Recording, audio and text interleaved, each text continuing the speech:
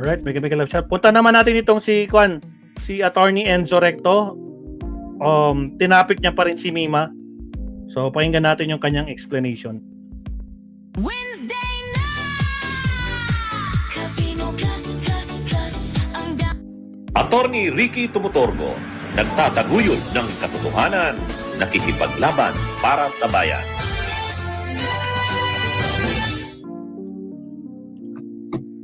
O mga kabunyog, mga kababayan, ito po, may update po tayo tungkol po sa pagpatay Bilisan natin, kay Attorney, bilisan natin. Pass forward. Sa political vlogger na si Mima Alicia. O mga kabunyog, salamat naman at mabilis ang resulta ng aksyon ng Philippine National Police. Natukoy na o na-identify na ang dalawang suspects, mga kabunyog, sa pagpaslang kay Mima Alicia. Yun, mga kabunyog, salamat at mabilis ang naging aksyon. Sa picture na nakikita nyo dyan sa kaliwa, mga kabunyog, nakikita nyo yung nakamotor sa kanan. Kaya lang syempre blinard yung mukha. Ano yan? Yan yung dalawang suspects riding in tandem. Talagang malaki na ang naitutulong, kabunyog Rio Dizon, Restituto Lumbo, kay Jasin Isra, kay Maximo Dakaya, kay Gregorio Babaran, kay Jerry Runo, kay Alvizo Edgarski, kay user di cameras. Tiningnan yung mga CCTV cameras. Itong mga CCTV cameras, tiningnan yung mga CCTV cameras sa iba't ibang mga lugar malapit dun sa pinangyarihan. Tapos nag-backtracking, tiningnan, Ronald De Los Santos, shout out. O yan, tingnan nyo dyan sa picture, yung nakamotor na yan na dalawa. Kumbaga sila yung nakikita na ilang araw bago yung insidente o pagpatay kay Mima Alicia hanggang nung araw na pinatay. Tapos natutukan sila ng camera, nung nakita yung mukha nila, na-identify sila. Ngayon, identified na ang dalawa, mga kabunyog. Nakita pala yung mukha nila. May manhunt operation ang sinasagawa sa kanila. Hinahanap na sila, tukoy na kung sino sila. Ang isa doon, mga kabunyog, ang isa daw doon sa dalawa na yon, talagang marami ng patong-patong na kaso. Ibig sabihin, sanay na siya sa pagpatay. Sabi ng PNP, sindikato ang may kagagawan. Sindikato, kabunyog ex-Sinidia. Ibig sabihin, kung sindikato ito, binayaran ito. Kumbaga, itong suspects na ito na dalawa na identified na pangalanan na, hinahanap na, may manhunt operation na ongoing. Hindi ito talaga yung hindi sila yung talagang mastermind niyan. Kasi sindikato lang naman sila, ibig sabihin binayaran. Kumbaga gun for hire ito. Hired killers, mga kabunyog. Tama ka, kabunyog Jasin Isra. Binayaran kasi sindikato ito, sanay talaga sila sa pagpatay, riding in tandem. Ang isa doon, may mga nauna ng mga kaso. O kaya malalaman natin kung ano talaga ang motibo sa pagpatay kapag na-aresto na ang dalawang ito. Kasi pag na-aresto yung dalawa na yan, mapipilitan yan magsabi kung sino ang kumuha sa kanila. Diyan malalaman ng mga kabunyog, kabunyog Edilberto Caguiwat, Florna de los Reyes. Diyan na malalaman kung ano ba talaga ang motibo sa pagpatay. Kasi yung dalawang suspects na yon, sila yung sila yung mga inupahan, binayaran para patayin si Mima Alicia. Ito sindikatoan niya sabi ng PNP. Ngayon, kapag na-aresto yan, saka natin malalaman. Pero may dalawang anggulo nga. May dalawang anggulo na tinitingnan ng PNP. Ang una, personal na buhay ni Mima Alicia. Ang pangalawa, related sa pagiging political vlogger niya. Related sa pagiging political vlogger niya. Yan yung dalawang pangunahing anggulong tinitingnan. Ang una, doon sa personal na buhay ni Mima Alicia, ito kasing si Mima Alicia may dating boyfriend. Doon pa yata ito sa Samar. Taga Samar kasi si Mima Alicia. Northern Samar. May dati siyang boyfriend doon, criminology student, magpupulis. Ngayon, itong dati niyang boyfriend na ito ay sinasaktan siya. Actually, may video nga yan si Mima na umiiyak. Biktima siya ng violence against women. Bawsi. Ngayon, may pasa siya sa mukha, sa katawan. Umiiyak yan si Mima Alicia, mayroon nun. Ang ikinaso niya yata yung dati niyang boyfriend. Yung dati niyang boyfriend na criminology student. Magpupulis. Ngayon, yung ikinaso niya na yon ng bawsi, nakasuhan yon. Siyempre, pag may kaso na yon, lalo pa ganun, bawsi, apektado na yung kanyang plano na magpulis. Malamang nagtanim ng galit sa kanya yon. Kasi nasira yung kanyang yung plano niyang magpulis. Ay may dati na itong sa kanya ginagawang pananakit. Talagang ginantihan din daw nito ng kaso si Mima Alicia. So ibig sabihin may mga na ito, charges, counter charges, mainit na talaga ang nito mga kabunyog, mga kababayan. Itong kanyang dating boyfriend. Isa yung sa anggulo na tinitingnan. Baka ginantihan siya nito. Kung sindikato nga ang may kagagawan kay Mima Alicia na pagpatay, pwedeng binayaran. Pangalawa, na anggulo na tinitingnan ng PNP, yun ang tungkol sa political vlogs niya. Alam naman natin si Mima Alicia, talagang iba ang style niyan Political vlogger yan, Bardagulan, pro-admin, Bardugal. pro-Marcos, pero ang style niya talaga, bardagulan. Bardagul. Ang hindi talaga yung natatakot si Mima Alicia Ang mga lingwahe niyang ginagamit, napipikon talaga ang mga DDS Napipikon ang mga DDS sa kanya. Agree. Again guys, sa mga bagong pasok, shoutout sa ating 700 plus live viewers. Sa mga di pa po nagla-like, gawin nyo na pong 200 plus yung like natin. Maraming salamat po. Pag ang mga DDS napipikon ang mga DDS sa kanya. So yan mga kabunyog, posibleng yun. Isa yun sa anggulong tinitingnan. So lumalabas, dalawang anggulo ang pangunahing tinitingnan ng mga otoridad. Ang una yung personal at saka yung pangalawa yung sa kanyang political vlogging.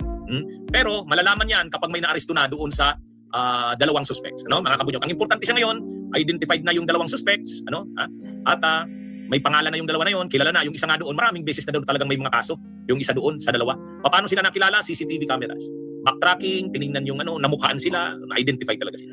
O yan mga kabunyog ang development. Itong si Mima Alicia mga kabunyog, may mga iniintriga ito ng mga DDS. Grabe ang pang-iintriga ng mga DDS dito kay Mima Alicia. Nagkaunsihan daw ng pera ng mga vloggers ng pro BBM, may malaki daw pera na sa mga pro Marcos vloggers, nagkaunsihan, kinakalat yun na issue laban kay Mima Alicia. Milyon daw ang pinag-uusapan. Sa totoo lang mga kabunyog na naman yun, malayo naman mangyari yun. Una, si Mima Alicia hindi naman siya leader ng mga pro Marcos vloggers Hindi naman siya leader. Kilala ko si Mima Alicia. Kilala ko rin ang mga leaders nila Hindi ako member ng mga pro Marcos vloggers, pero alam ko kung sino mga leaders nila. May iba-ibang grupo yan. May iba-ibang grupo yan ng mga pro Marcos vloggers. Kanya-kanya silang koneksyon sa Malacanang. Si Mima Alicia kabilang dun sa isang grupo, may leader din sila. Pero hindi naman si Mima Alicia makakahawak ng pera diyan kung mayroon mang pera diyan. Kung may hawak man siya yung para sa kanya, pero yung milyon-milyon na sinasabi, na parang si Mima Alicia yung humawak ng pera tapos hindi na ibigay sa mga miyembro. Ano na yan mga kabunyo? Kalokohan. Hindi totoo yan. Ako makakaano dyan. Yes. Una, hindi naman leader si Mima Alicia ng mga vloggers. Kung leader ka, ibig sabihin sa'yo dumadaan yung pera ng mga vloggers. Di yun. Kung may binibigay na pera man, galing sa, halimbawa, sa Malacanang o sa Pro Marcos, hindi kay Mima Alicia dadaan yun. Bakit sa kanya dadaan? Hindi naman siya leader. Alam ko, member si Mima Alicia ng mga Pro Marcos vloggers. Kaya hindi totoo yun. Paninira yun. Kinakalat ng mga DDS yun. Ano yan mga kabunyog? Ano nga to? Nakakalungkot na patay na yung tao. Iniintriga, sinisiraan. Grabe itong mga DDS Bastos nga ang ibang mga post paninira laban kay Mima Alicia Tapos sa totoo naman, ang style ng vlogging ni Mima Alicia talagang nagagalit ang mga DDS. Ay kasi yung mga DDS din na kung makapag-vlog ay mga iba rin ang pagsasalita. Grabing makatira, ay ganun din, ginagantihan din ni Mima Alicia yan. Pero hindi ka man kumbinsido sa estilo ni Mima Alicia sa pagbablog kasi talagang walang takot. Saka may mga birada talaga siya na hindi kaya ng ordinaryong mga vloggers Sobrang tapang. Pero hindi naman dapat humantong sa ipapatay siya dahil lang sa ganun. Pangalawa, yung mga intriga sa kanya na unsihan sa pera, tingin ko hindi totoo yun. Hindi totoo yun. Saka kung may binibigay man dyan sa mga vloggers na yan, kahit naman nung panahon ni Duterte, ang mga vloggers na pro Duterte, binibigyan din noon. Pero hindi naman ganyan kalaki yan.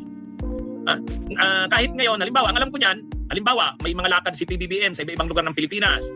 Nag-iimbita ng mga vloggers na parang i-cover yung paglalakad ni PBBM. Parang lumalabas, parang na silang mga media outlets na nagpo-cover ng mga lakad ng presidente. Kasi syempre, pinoproject yung mga achievements, accomplishments, proyekto, programa ng presidente. Halimbawa, nung pumunta nga si PBBM sa Naga City, may mga vloggers na nandun din kasama niya. Mga kilala ko yung vloggers ng Duterte, ng pro BBM. Pero hindi na. Ano lang naman yun? Ano naman binibigay lang doon? Siguro sagot lang yung hotel doon, pamasahe, pagkain, kunting allowance, mga ganun lang yun. Pero hindi naman milyon yun. Hindi naman milyon yun. At saka kung mayroon mang binibigay sa mga vloggers na ganun, hindi kay Mima Alicia yun, hindi siya ang leader Kilala ko ang mga leaders nila Hindi ako member ng Pro Marcos vloggers, pero kilala ko yung mga leaders nila. Hindi si Mima Alicia leader doon. Kaya parang ang linalabas kasi doon sa unsihan, may perang dumaan kay Mima Alicia, hindi nakarating sa mga vloggers ng DDS. Ano naman yun? Paninira yun. Matindi namang paninira yun. Again, shoutout pa rin sa 700 plus live viewers natin. Sa mga hindi pa po nagla-like dyan, baka naman mga kakabsat, like and subscribe. Mga kabunyog, makikita mo talaga yung suporta kay suporta ng mga tao kay Mima Alicia Kagabi, unang gabi ng burol. July 20 kasi to 22 ang naka-schedule na burol ni open to the public. Last 4 night to na yun. 9 Last night na ngayon dito sa sanctuaryo. Marami akong nakitang mga dito vloggers sa kagabi, saka mga Quezon personalities. City. Ibig sabihin, Bukas. ano lang hindi lang yung mga pro Marcos. Hindi lang yung mga pro Marcos. May mga galing pa nga sa Dilawan, sa Campings. Halimbawa, si Senadora Risa, pumunta doon. Unang gabi ng burol, pumunta kagabi. Sa Sanctuarium, Araneta Avenue, Quezon City, July 20 to 22. Ang public viewing 4 p.m. to 9 p.m. Yan mga kabunyog yan yung public viewing. Kagabi may mga nag-live na ng mga vloggers, pinakita nila yung ang dami. Ang una nga, maliit lang yung kwartong ginamit para sa burol o sa wake ni Mima Alicia. Pero dahil ang daming tao, mukhang linipat sa mas malaking Yes, nilipat po, kwarto. nilipat na mas malawak. Kagabi pumunta ka agad doon si Senadora Risa, si dating Senador Sunny Trillanes, pumunta na doon. Si Lovely Granada nandun, nakita ko, nandun sila. Mga kabunyog, mga mga kakampiksyon pero nandun sa burol ni Mima Alicia. Siyempre pumunta na rin doon si Yussi Claire Castro. Sabi ko naman, naalala nyo naman nung nakaraang araw, sabi ko, sa administrasyong PBBM, bigyan nyo naman ng hustisya ang pagkamatay ni Mima Alicia kasi napaka-loyal niyan sa administrasyon. Sabi ko nga, sana makarating ito kay Yussi Claire Castro. Sabi ko, Yussi Claire, sana naman, anuhan nyo naman ito si Mima Alicia kasi ang loyalty niyan, ang pagtulong niyan kay Pangulong Marcos sa administrasyon matindi. Hanggang sa makipagbardagulan siya, pag initan na siya ng mga DDS, gano'n yan iba yan si Mima Alicia. Talagang nakikiyan. Salamat naman at kagabi nakita ko na si Yussi Claire Castro, nagtalumpati doon, nagbigay ng mensahe niya. Kaya marami kaagad tao kagabi. Unang gabi pa lang yan ng burol, July 20. Nandun din si nakita ko rin si Mel Robles, opisyal yan ng administrasyong Marcos. Pero ang mga kilalang personality, si Senadora Risa, si dating Senador Sunny Trillanes. Bakit nandun si Senadora Risa at dating Senador Sunny Trillanes? May nakita akong post ni Mima Alicia na personal niya mismong binisita si Senadora Risa sa opisina nito. Ganon din si dating Senador Sunny Trillanes. Kaya ano naman talaga ito si Mima Alicia Hindi lang naman siya pro Marcos.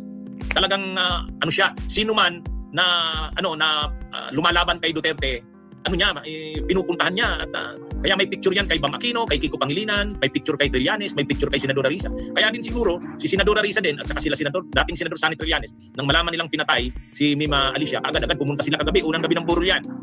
Mga kabunyog, mga kababayan. Ano ang pagpapakita nito? Ibig sabihin si Mima Alicia ay nirerespeto ng iba't ibang mga grupo. Nirerespeto si Mima Alicia. DDS lang ang hindi nag-ano sa kanya. Hindi nagmamahal sa kanya. Mahal si Mima Alicia ng mga pro-Marcos vloggers. Ang mga pro-Marcos vloggers, hati-hati yan. May iba-ibang grupo yan. Pero sa pagkakataong ito, sinantabi nila yung kanilang pagkakahati-hati o kung anumang may mga issue sila sa isa't isa. Halos lahat ng pro-Marcos vloggers, ng pro-admin vloggers nandun. At dahil si Mima Alicia ay marunong din kumilala kahit hindi sa mga Marcos na politiko. Halimbawa, si Risa at si Risa ay kay Lenny yan. Pero pinupuntahan niya ni Mima. May picture siyang pinost niyan ni Kiko. May hawak pa nga yan impeach Sara. Tapos ang nakalagay sa baba, ML party list. Alam naman natin ang ML, Mamamayang Liberal, Laila de Lima yan. At saka sabi pa nga niya ni Mima Alicia, kapag sinabi mong good governance, Lenny Robredo kaagad pumapasok sa iyo. Pero pag sinabi mong magnanakaw, Sara Duterte yan. So, ano ito si mga kabunyog si Mima Alicia. Grabe naman Kaya hindi lang yung mga pro-Marcos ang nakukuha niya ang puso, suporta, kundi pati mga kakampings. Din siya, suportado din yan. Kahit pa nga, ang mga salita ni Mima Alicia ay medyo, hindi, sa iba ayaw nila ng style Alan, ni Mima Alicia. shout out, Alan. So ngayon, dalawang gabi pa para sa kanyang burol, mamayang gabi, ika-21, at bukas ng gabi. Last na, bukas ng gabi. Ang public announcement ay July 20 to July 22.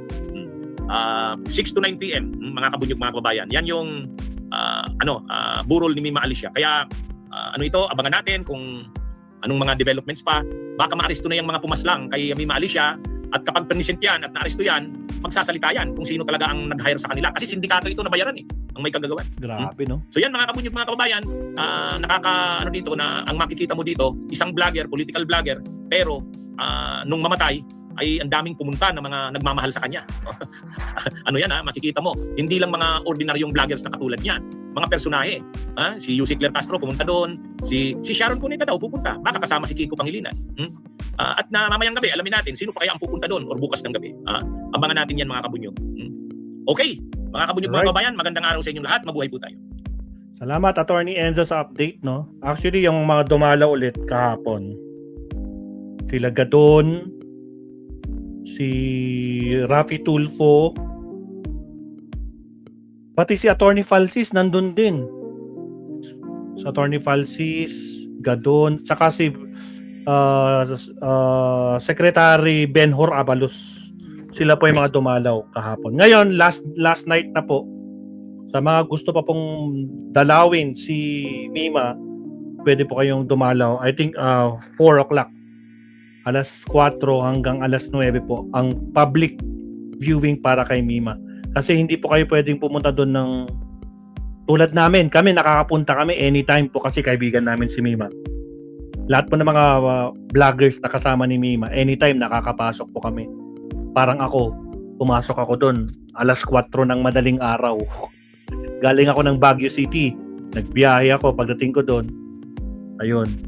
Nung una ayaw pa ako papasukin ng guard kasi baka mamaya. Kaya ang ginawa, sinundo pa ako nila Nyolo. Sinundo ako nila ng Nyolo doon sa guard. Kasi talagang hindi sila strict po sila sa viewing kay Mima. So anyway mga absat, so ayan po, yun po ating second to the last. Magla-last topic na po tayo. Shoutout sa 800 plus live viewers. Sa mga di pa po nagla-like dyan, like and subscribe po. Maraming salamat. Last topic tayo mga absat bago tayo mag-lunch break. Countdown tayo in 30 seconds.